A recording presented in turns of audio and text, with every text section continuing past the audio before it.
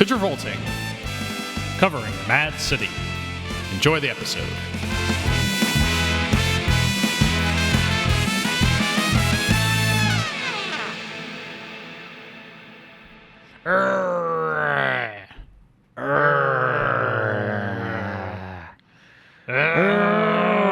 Stu, do you know what I am?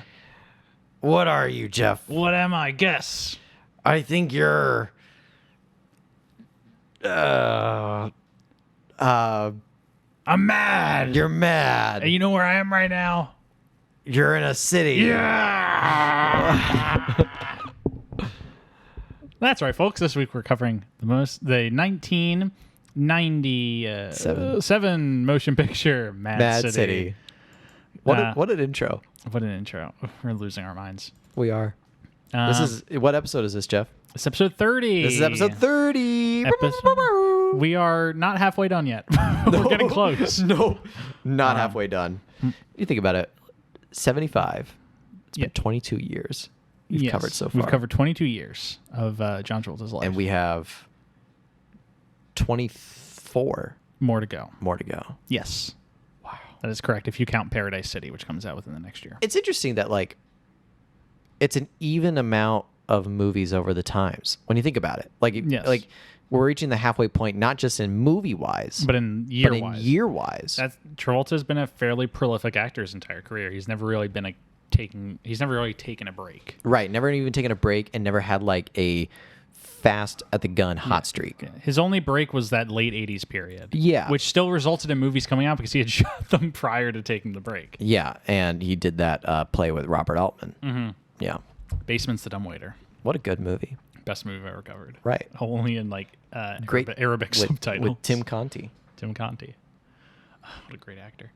But yeah, this week, we're not talking about Basement's the Dumbwaiter. We're talking about the motion picture Mad City, a Dustin Hoffman, John Travolta film directed by Costa Gavras. Yes. Who had done what after this? After this? Or before this? Before this, Costa Gavras, which is short for Konstantinos Gavras. He's Greek, makes a lot of films in French. I believe he lives in France. But he is known for political thrillers. He did the motion picture Z in the late 60s, which was nominated for quite a few Oscars. I believe he won foreign language film for it. He also made Missing, which he won the Palme d'Or at Cannes for. So pretty prolific, pretty nice. He's pretty good. Yeah, he's a legend within French cinema. Mm-hmm. When it comes to like wider acclaim, those are his only two movies that I think really made a huge mark. Okay. But he's well respected within art house circles and whatnot. Okay, gotcha. But after he did his run foreign language, he dabbled with American Hollywood films. Yeah, as a lot of foreign directors do. Sometimes they stick with it. Sometimes they go back. Like oh my god, what's his name? He did Starship Troopers and RoboCop. Paul Verhoeven. Verhoeven. Where he started in Dutch film, became an American blockbuster, and then went back to Dutch films. Yeah. What are you looking Can I take a hit of your vape?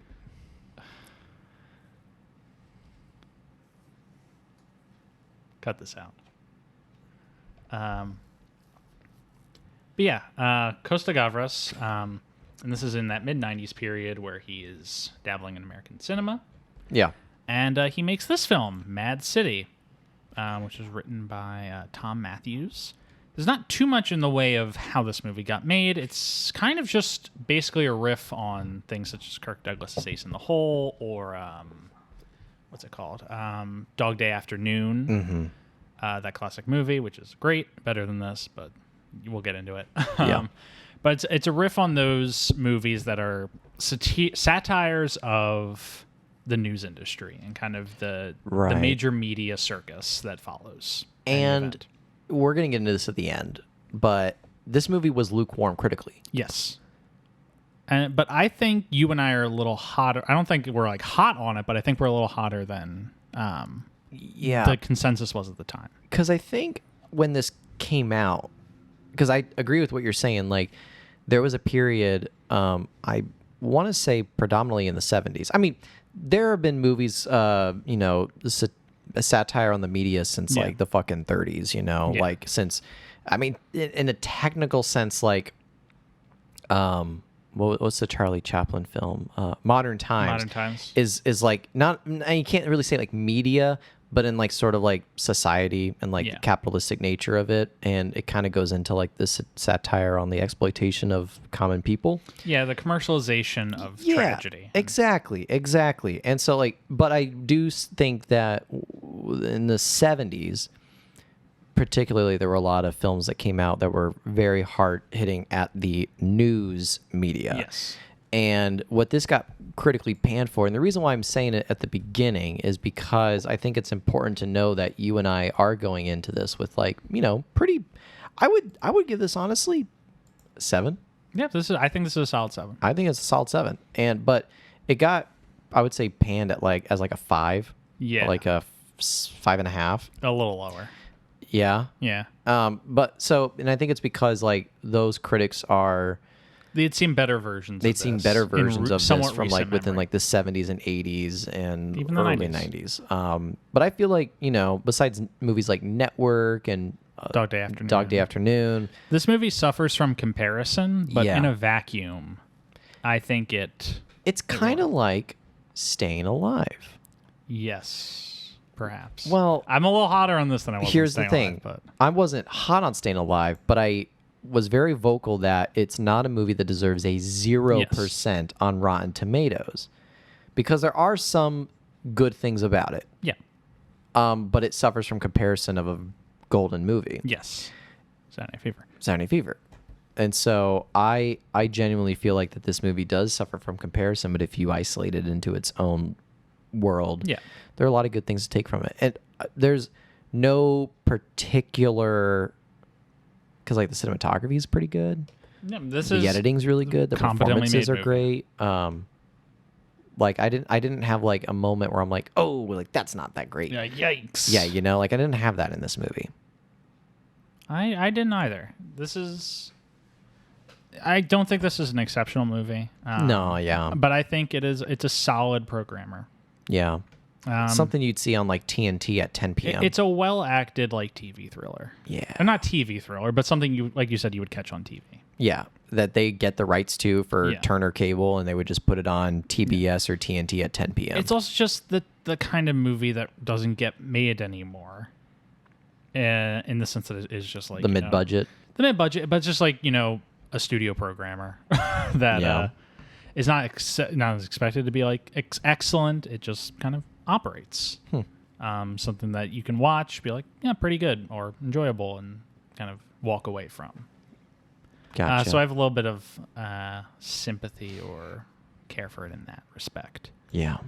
But, let's get right into the movie. Okay. It's called Mad City. It was originally supposed to be, because it was supposed to be set in Madison, Wisconsin. So it's supposed to be like, Madison, Mad City, but also... Have you been to Madison, Wisconsin? I've not. Not really even a city. Yeah. Like, Madison's not... It's like not a thing. It's a capital. Yeah, but it's like a Sacramento capital. Yeah. Like, it's not L.A. Mm-hmm. It's not even San Francisco. It's not even San Diego. It's Sacramento. Yeah. This is like, we're not even talking about Green Bay. We're not even talking about... It's another fucking city. Milwaukee. It's fucking Madison. Yeah. Like, it's like a land bridge between two lakes. Yes. Listen, I'm only saying this because I like went on a random road trip there like last summer. Yeah. It was back in my day when I was just like driving to random cities and towns just to sightsee. And I really liked Madison in this because I went and saw it in the summer, and it's like a great, summer place to be. You got lakes, got nice scenery. Not a place you'd want to go to like go to the big city or something like that. Hang out.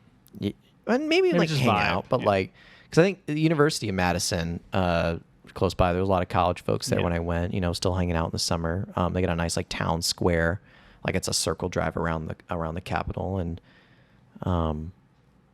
they do have some city elements, like they have homeless people and some taller buildings, but not really much outside of that. Gotcha. That would qualify as a city. Anyway, this was going to be set in Madison, Wisconsin, but and it's also not. the double meaning of like Mad City, like it's crazy city, but it's not, probably due to tax incentives. So it is instead set in Madeline, California, so they could keep the Mad City joke, which I find extremely funny. That is the whole reason it's set in Madeline, was California. Okay.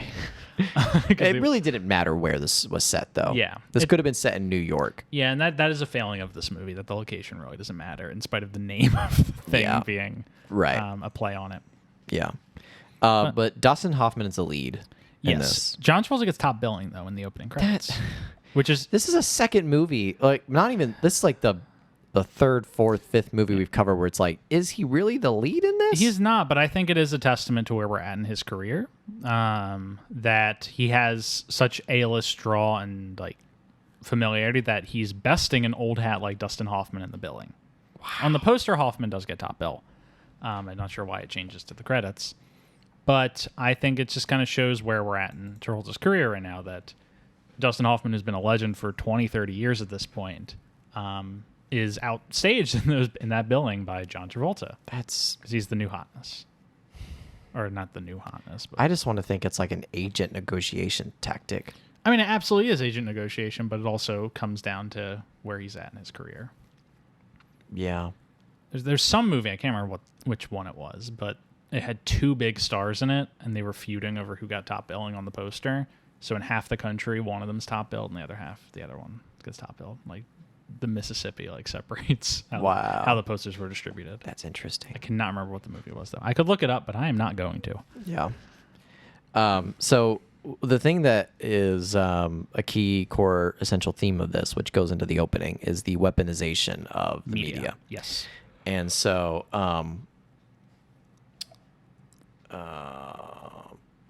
so basically, like, the opening scene, it's like mimicking like an ambush law enforcement scene, where it's setting up like a bank robbery. Yes. Like, there's a van, it's waiting outside. Hoffman's like eyeing this bank.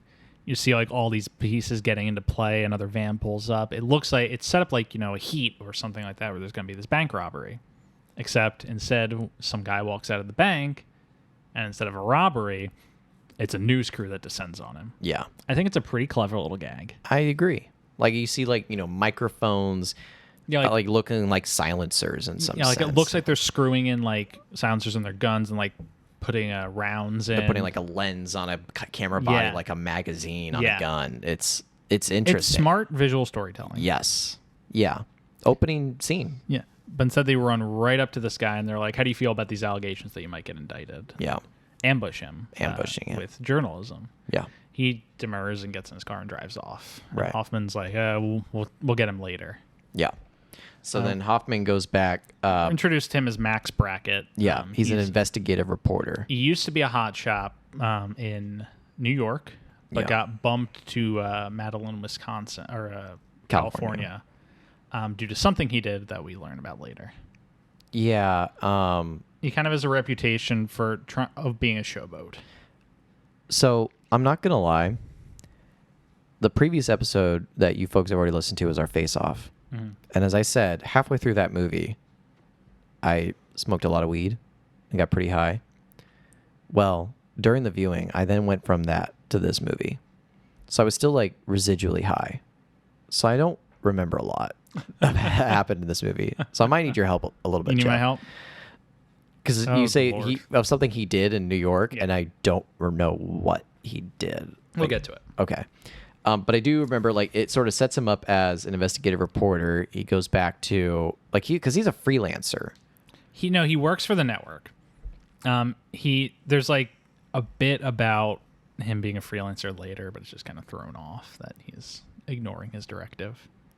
Oh, okay. But he works for this network where it's their affiliate station in Madeline instead of their main station. The main in New York. station. Okay.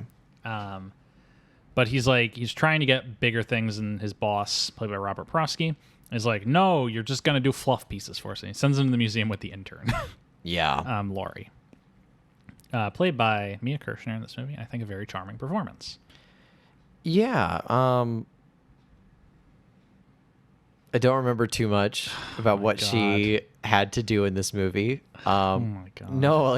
Here's the thing. I'm gonna have to just explain this whole movie. No, it's like I know she had an arc. Yes. I remember vaguely what that arc was. That she starts off as like this innocent, like How do you remember Face Off, which is a convoluted movie? No, I remember Face Off very well. Yeah, I know. How did you remember that convoluted movie very well, but not remember this? Well, I sparked my joint halfway through, so I was still pretty high during like the beginning to the end of this movie. But okay, You know what I wrote down? what? Well, we'll get to it. We haven't gotten to the Travolta Okay. yet, but we'll get to it. Yeah, but it's one thing I really do Is it remember. about the? Yeah. Okay, so he's sent to do a fluff piece on the museum, and because it has budget cuts, and so he goes to the museum This with I do remember. with Laurie. They go inside and they do a little interview. With the curator. With the curator, who's like denying, like he's like, this museum is important, we need funding, and yada So yada. go into the exhibits or something Yeah. and like keep it alive. And Max makes sure that Laurie frames a dinosaur in the background and is like, is this museum much like a dinosaur going to go extinct? This is a showboat. And then he goes to the bathroom. Yep. Laurie goes outside to upload the footage. While he's in the bathroom, in walks John Travolta. our man, And playing Sam Bailey. Sam Bailey. He's dressed as a guard. And let me just stop you right here. We're going to go to the hair ranking right now. Let's go ahead and cue the music.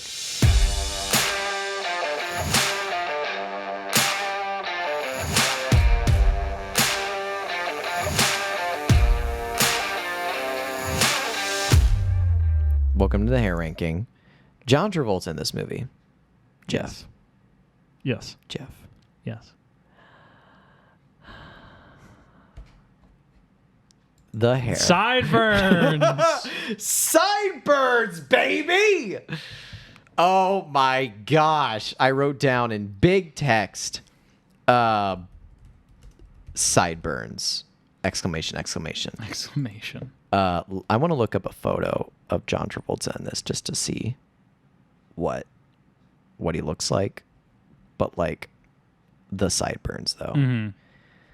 It is Magnificent. so like I don't know. Okay, I found a good photo. Yes. Oh, they are magnificent.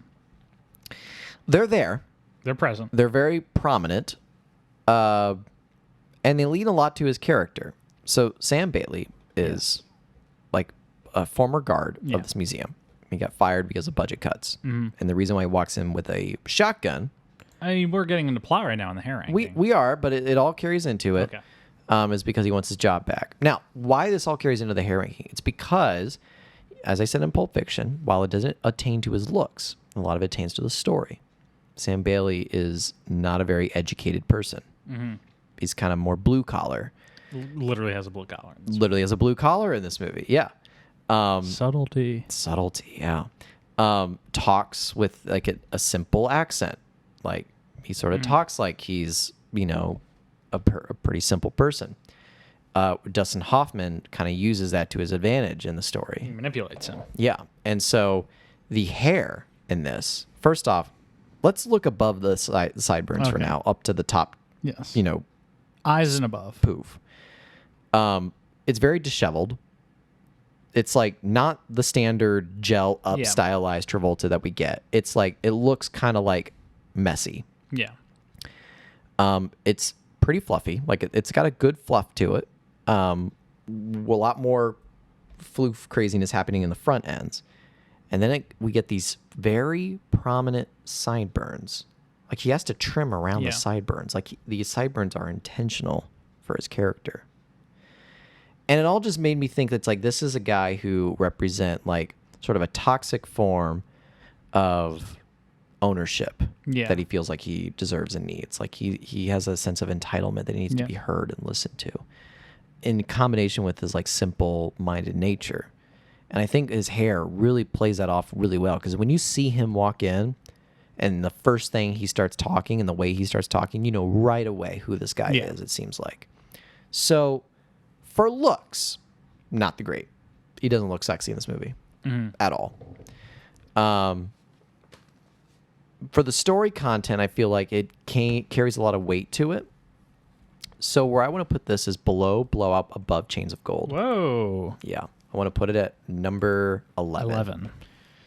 So that's the hair ranking. sideburns. Cue the exit music. Cue the exit music.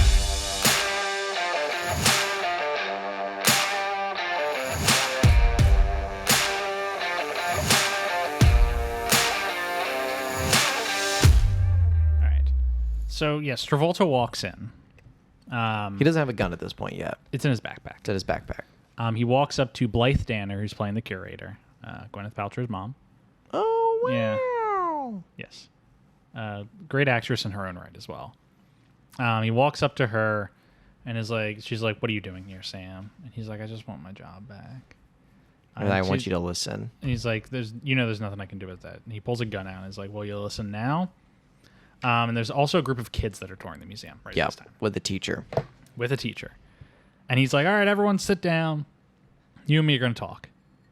Max, what's his last name? Max Brackett hears this and is like looking through the crack of the bathroom door. Yeah. And he grabs his little lapel walkie and is like, Lori. And she can't hear him. So he calls her. And where does he call her from? A phone in his pocket. I'm pretty sure it wasn't a payphone in the bathroom. No, it was a cell phone he had. Did they have cell phones back It's then? like a really big cell phone. Oh. But he calls her and she's like, "What?" And he's like, "There's a hostage situation inside. Set up a camera. No. Call the network." It's a payphone. Oh, it is a payphone in the bathroom. I was high, but I wasn't that high. Yeah. It was a fucking payphone in a bathroom. Good stuff. Good stuff. Okay. And she's like, "Okay." And so he's watching and he gets on the air. They put him on. And he's like, "I am in the bathroom. I am watching. Yada, yada, yada." And he's just explaining the situation. Immediately turning it to a story. Yes, turning it into a story before he even knows what's happening. There isn't like a moment of hesitation for him either. Yes. He's just like, "This is he a story. sees We're this doing it." and like, "This story, we're covering it right away." And so eventually Travolta like turns a TV on and just sees himself like the museum. And he's like, "What? How did they find out?" Yeah, the news finds out before the police find out. Yes. And so he searches the bathroom. He finds Max Brackett and brings him out and holds him hostage as well. Yeah. Travolta's waving a shotgun around at this point. And then as he's like explaining, "I just want my job back. I don't want any craziness." He accidentally fires the shotgun because he hears a noise. And who's it hit? It hits Cliff, who is the other security guard who kept his job. Where do we know him from? It's Bill Nunn. He is a lovely actor. He's in Do the Right Thing. He's also in the Spider-Man trilogy as Robbie Robertson. Yeah, that's right. I actually didn't recognize him in this because he has the big bushy mustache. Oh, I looked it up recognized after. him right away. It's like, that's the dude from Spider-Man. Yeah, it's Bill Nunn. He's Radio Raheem in Do the Right Thing. Lovely actor. Yeah. Gone too soon. Rest in peace. 5 minutes to deadline, Jonah. I love how you're putting like a good Yeah. role for him You to know do the right what's thing. And great all I'm thinking about is him in I Spider-Man. mean, okay, sidebar. He's so good in those Spider-Man movies. You know why? Yes. Why? He's the only other person in those movies who knows who knows Peter Spider-Man. Wait, what? If you watch those movies, it's so subtle, but he's very aware that Peter is Spider-Man. Sidebar. Yeah, there's several moments. There's one where like, I think it's like after a Doc Ock fight in Spider-Man 2, where Peter comes up with all these amazing pictures, and Robbie Robertson just looks at Peter and is like, "Heard Spider-Man was there," and just like gives him a knowing look, and Peter looks at him back and like nods his head. It's just this really lovely, subtle little detail I never caught on to that. in that Spider-Man trilogy. The Learning new ones, things every day with that you, Robbie Jeff. Robertson is aware of Peter Parker being Spider. And he's the only person besides Peter, Mary Jane, and Harry who knows. Wow. And I just think that's those movies. I love them because they're so earnest. Yeah. I love that Spider-Man 2 is literally just a movie about the importance of being earnest, and at several points he goes to see a play called The Importance of Being Earnest. Great movies. Great movies. So So anyway, he gets shot. He gets shot. He falls down the steps. Yeah. He's not dead. He's just Travolta- critically wounded. Sam's just like, "Oh no, I didn't mean to shoot him, I swear." And Max is immediately like, "This is going to look bad for you. You shot the guy who has your job. Yada yada yada. You shot a And black he's guy." black. Yes. Yeah. Laurie runs over and helps him. Yeah. Which Max Cameras are still going. the camera's still going, so they see her run over and pull him out. Yeah. And get him in an ambulance. After that, police show up, and Police there's show like up. a whole barricade outside. Yeah. Max, at the same time, is just like, we're gonna talk about this, Sam. We're gonna figure out what's going on. He's like kind of coaching him through how to handle this hostage situation, but not in a good way. He's kind of coaching him in the way of, how do I make this into more of a story for me, the guy who has the exclusive. Yeah, he's like leading him through how the story is going to go. Yeah. And telling him how, like, what his part in it is going to be and how he's going to be the person to help him through it. Yeah, and like he likely could have convinced him to just surrender right then and there. Yeah. But instead he's like, we got to prolong the story. I need the coverage because I want to be on the top again. Well, there's a lot of funny little tidbits that they put in this movie where John Travolta forgets his gun a lot. Yes. And all of those moments when this happened, Dustin Hoffman It's established sees that Dustin Hoffman could have grabbed the gun at any yeah, point. he sees it. Every time Travolta forgets his gun, Hoffman is in the frame. He had the It's opportunity to usually end like this situation at any time. Usually like a wide shot where like there's like the first one is a comical one because he like puts it on like a stairwell step or something, turns around to talk to the curator. He's like, oh, sorry, and grabs the gun. Yeah. And like Hoffman's standing right there. Yeah. In the same frame, and it happens at least 3 times. It's a good bit of like explaining like the cravenness of Hoffman's character at this point. Yeah, and how he's only interested in the story and not the people in the story. Right. He just wants to prolong the situation.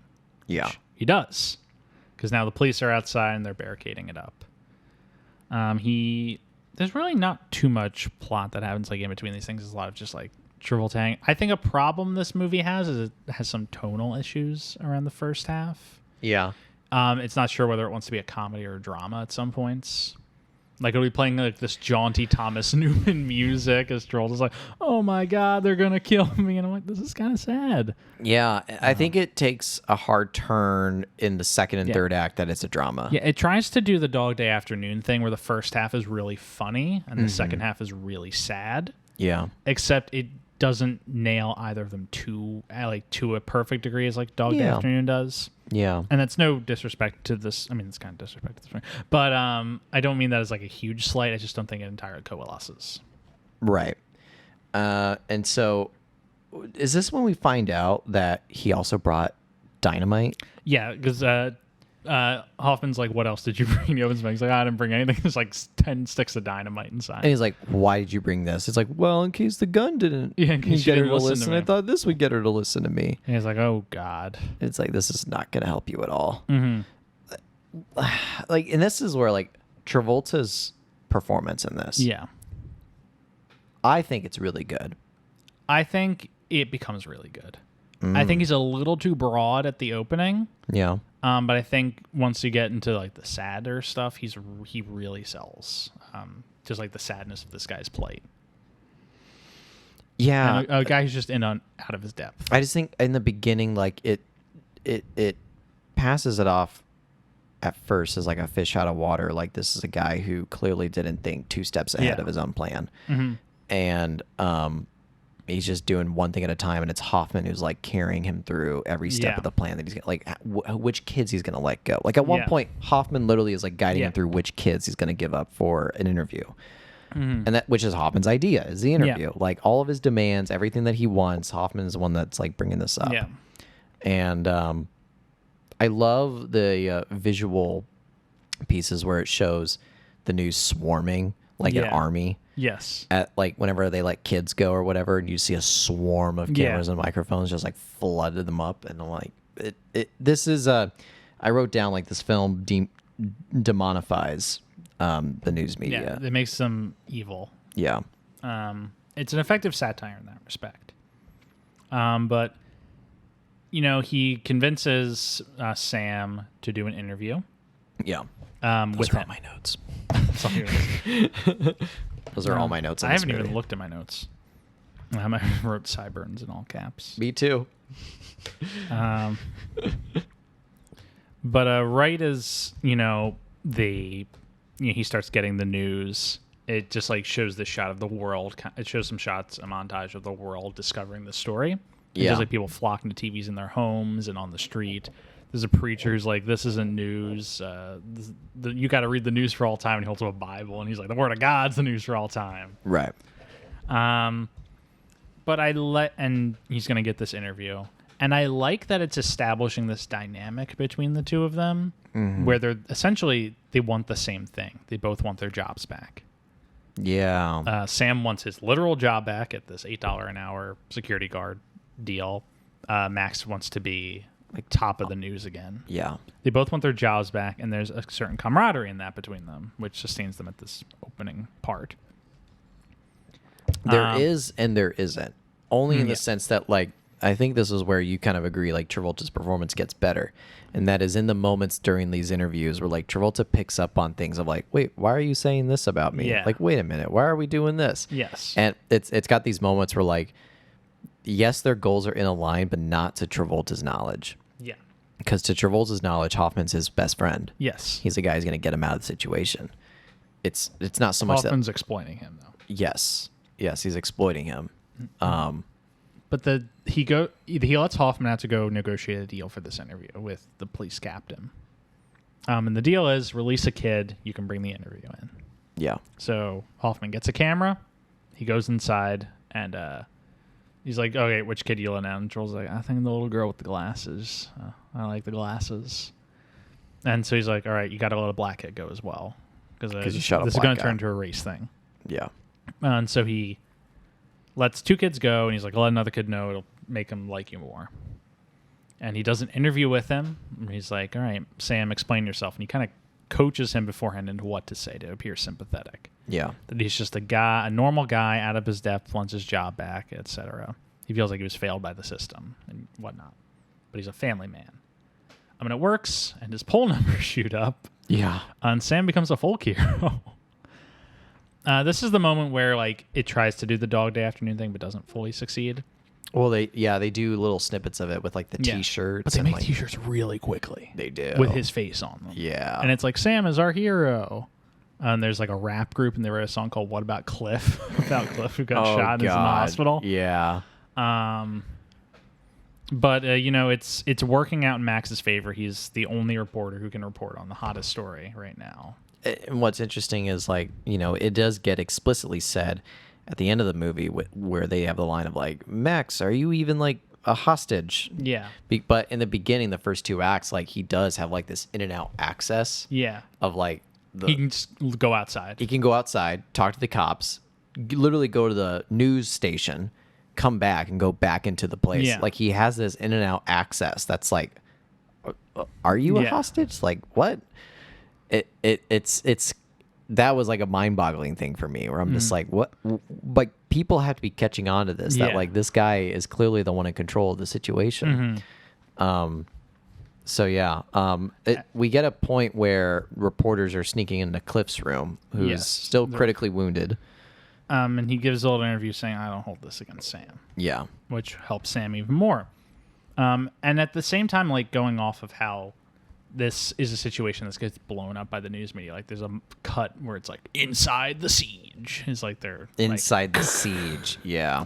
And then it cuts inside, and all the kids are, like, playing. Yeah. And Travolta's playing with them. Just that this is not a siege. This is a guy out of his depth. And the kids aren't even in that bad of a shape. Yeah. But it gets turned into a circus. There's a part where Blythe Danner walks up to Travolta and is like, you need to stop. And he's like, why don't you go check and see if the buffalo are grazing properly? And he points at, like, these, like, mannequin buffalo. I thought that was funny. I made a note of it. So I'm trying to think, like, what comes next, because I know Cliff eventually dies. Well, yes, but that's much later. Oh, is that much later? Right at this point, you know, Bailey kind of changes his tone. He's like, I know I'm not getting my job back from this. All I want is forgiveness. I just want to be able to go home to my wife and kids and not go to jail. Max presents as the cops and they're like, no way. Yeah. It's like he took kids hostage and shot a guy. Yeah. Meanwhile, Brackett decides, like, all right, let's start let's figure out how to end this in prime time. Well, there's another, like, anchor reporter that comes in on Alan the scene. Alda. Yeah. Which is played by Kevin. He's playing Kevin Hollander, played by Alan Alda. Yeah. I cannot do an Alan Alda impression. I wish I could. But he is Max's like old foe from New York. Yeah. And he's like, this isn't news. Max Brackett's making this up, that fucking guy. And it plays the old clip of why they don't like each other.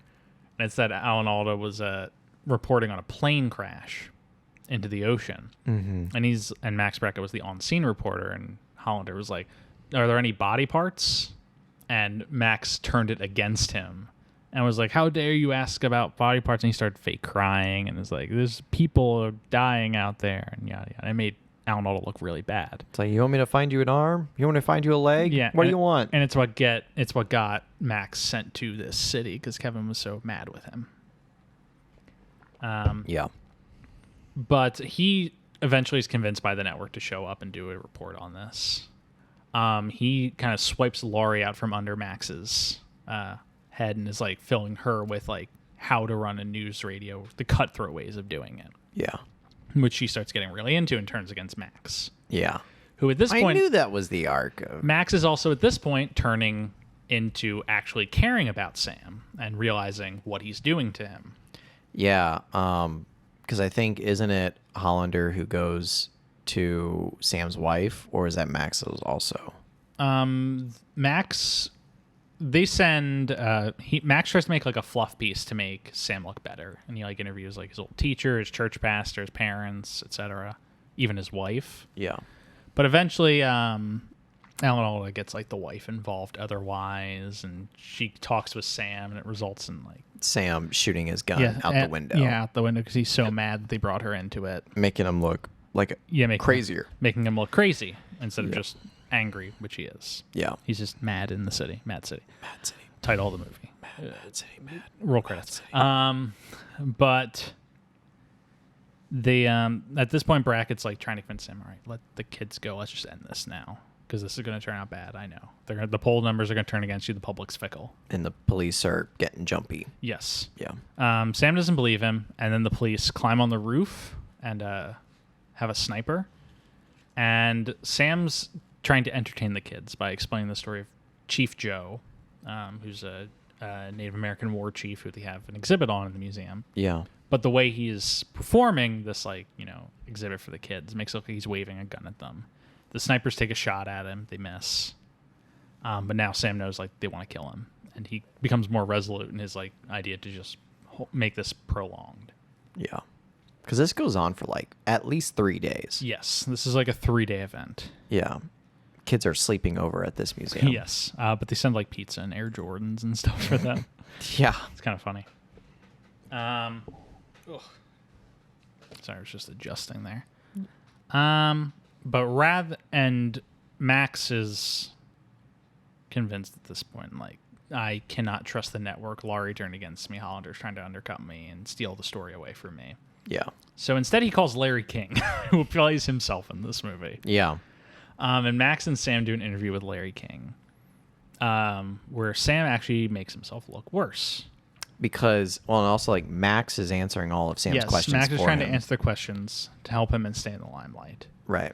And Larry King's like, this is an interview with Sam. I don't know why you're here. Yeah.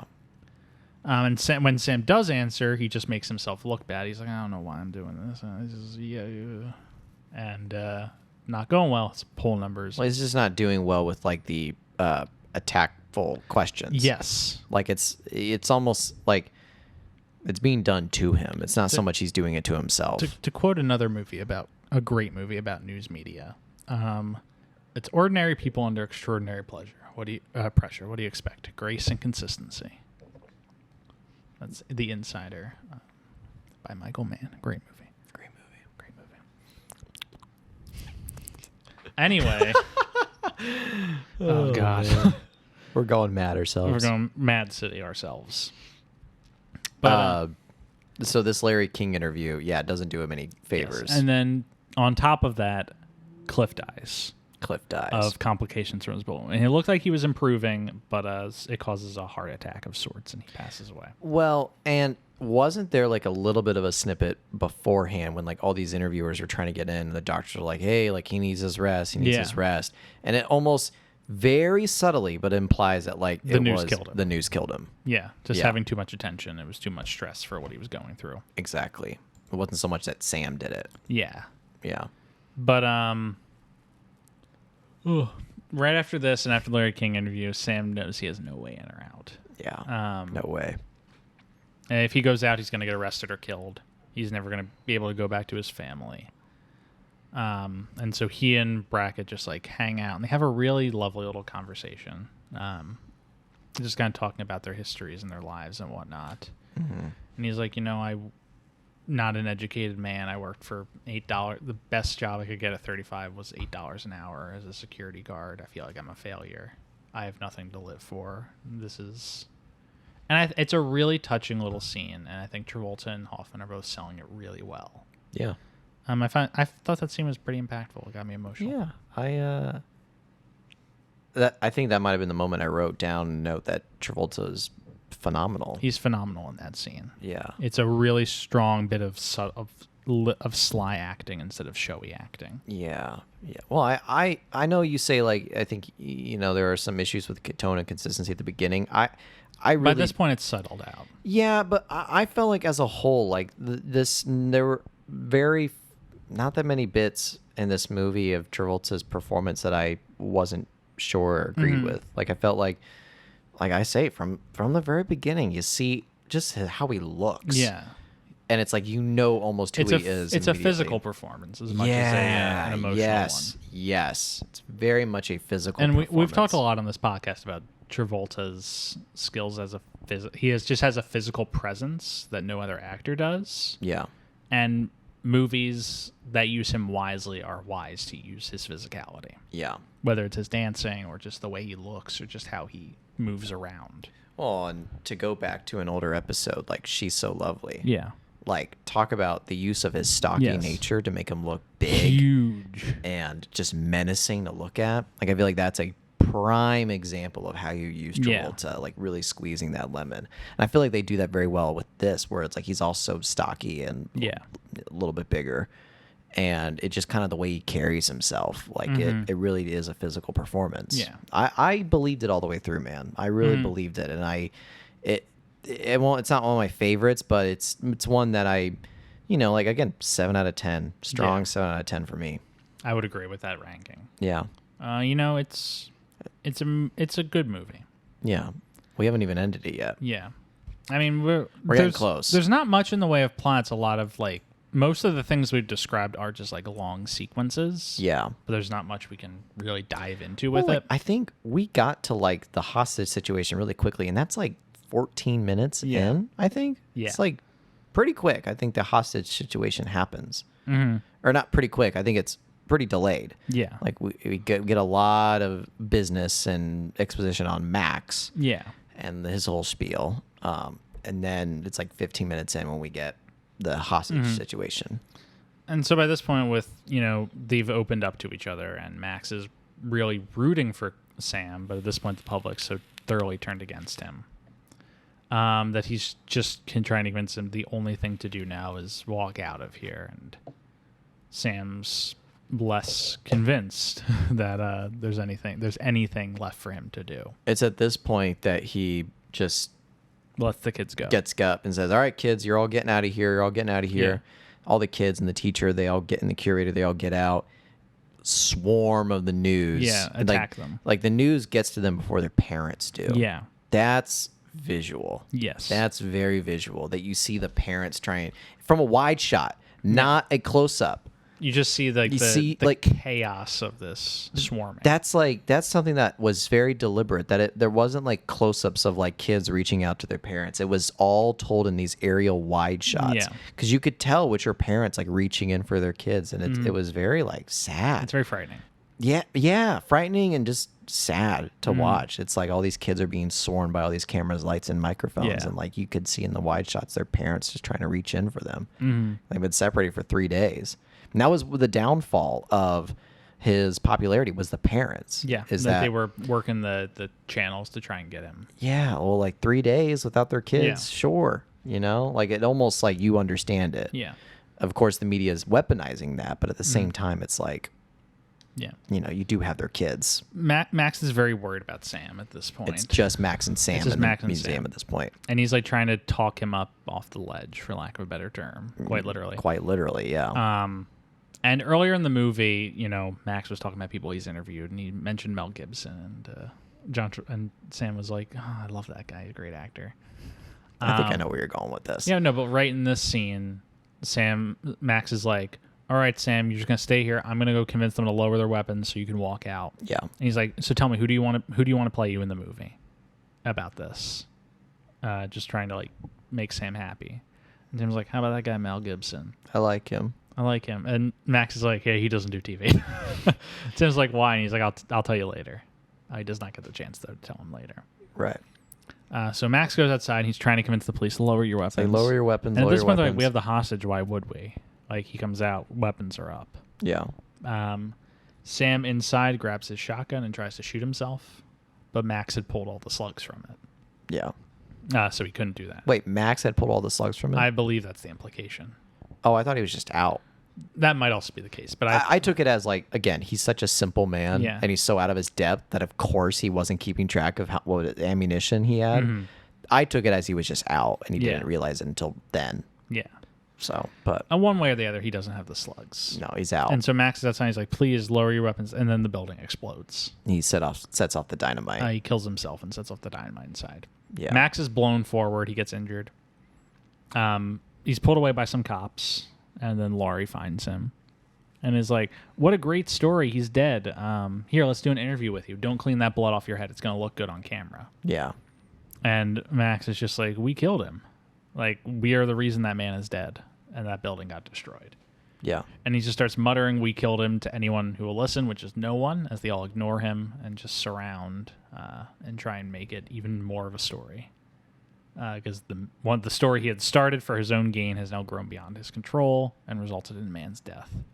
It Yeah. results in this wide shot of him being surrounded by the media, freeze frame. The only things that move in the frame are the police lights for some reason. Yeah, I noticed that Yeah. too. That was a weird one. And that's the end of the That's movie. credits.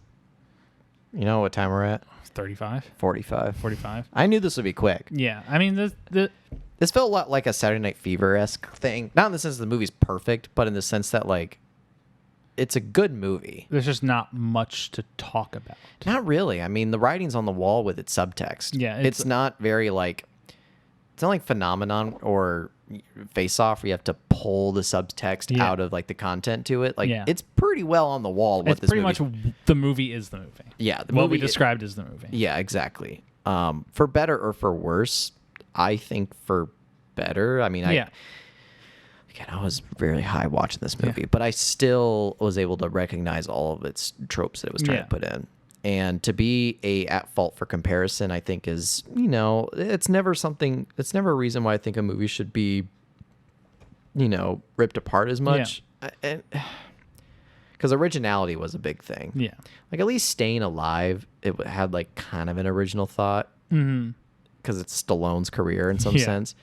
This is panned for not only being a comparison, but just originality. Yeah, it's a movie that's been told before. Yeah. Which I don't think is necessarily like the worst thing in the world. It's a competently made movie. Yeah. But it did not do well. It has a 36% on Rotten Tomatoes.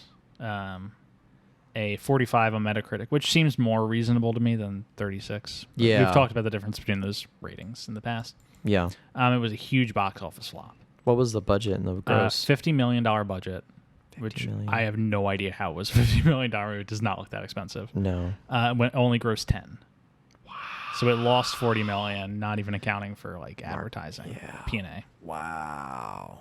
So huge flop. A ding for Travolta, a ding for Hoffman. But it doesn't. It's not. It comes out the same year as like Face Off and other movies he's in, so it doesn't hurt his career, but it's also not helping it. Yeah. I mean, it came out the same year as Titanic and Yes. a bunch of other movies. Like, it kind of probably got swept under the rug a little bit. Yeah, it was a movie that no one saw and was more or less roundly forgotten about. Yeah. Like, Shout. Yes. Shout. You remember that movie? Shout. Shout. You make me wanna shout. Lift my hands up and shout. Oh, all right, we're done. You're making me a little upset, Jeff. One could say you're making me a little bit mad. A little bit mad. A little bit mad. So yeah, that's the movie. Yep, it's that is the movie. That is Mad City. It's going to be a short episode. Yeah, fairly short episode. I wish there was more I could say, but that's basically the extent of it. Yeah, I don't really have too many other thoughts. I mean, the sideburns. You know who also did not like this movie? Who? Dustin Hoffman. Really? Yes. He called this movie mad shitty. Why you got to Apparently do that, he gives man? nicknames to movies he doesn't like. Why you got to do that, man? That was an IMDb trivia bit, right? Yes. Yeah, I bet it probably was. Yeah, unfortunate. Yeah, I don't know. I don't hold that much ill will. Yeah, I liked it. 7 out of 10. 7 out of 10. 7 out of 10. I wouldn't say 70% of Rotten Tomatoes. I would say probably like 60, 65. Yeah. Like it's fresh. Yes, certified fresh. Yeah. Well, For me- now it's actually 75 or above a certified fresh. It's 60. 60 is fresh, but certified fresh is 75% or above. Got it. Yeah, 60, 65 fresh. For me, it's 7 out of 10 just because I liked the performances and Good performances, well directed. and well shot and well edited. Yeah, not a lot to tune down on this movie, you know. But it goes to say, like, a movie as like competently made and written and acted, directed, and all that stuff can just fly under the radar. It does kind of make you think, like, again, with like Blowout, right? Yeah. Like a movie that was more than just competently made and directed. It's the best like, movie we've covered. one of the best movies ever covered. Just didn't read. Yep. Didn't read with people. And yeah, I don't know. I want to put this in the category of Blowout, but yeah. What's another movie that's like we've covered that like did not deserve the Scorn against it. the scorn against it? I mean, White Man's Burden is no. I'm trying to think of one. I say She's So Lovely. It's kind of like, She's So Lovely didn't get like slammed. It got pretty decent reviews. but it was a flop though, right? It did. Pretty sure it was. Yeah, it was a flop. Not as much of a disastrous flop as this, but still a flop. Yeah. I mean, Perfect maybe. I think we both kind of thought Perfect was okay. Yeah. But it got it got like slammed with like Razzies and whatnot, Yeah, it did. which is unfortunate. It is. But we're not here to talk about Perfect. We were here to talk about I'm making Mad you City. upset. No, Okay. you're not making me upset. I'm not mad at you for this conversation, Jeff. Mad City right I'm now. quite happy to have this conversation. Yeah, this is a good conversation. Yeah. But I don't really have any last minute thoughts on Mad City. I think we kind I think I'm of good. did the deal. Yeah. If we talk for 8 more minutes, we'll reach an hour. All right. Thank you, everyone, listening. Thank you, everyone, for listening.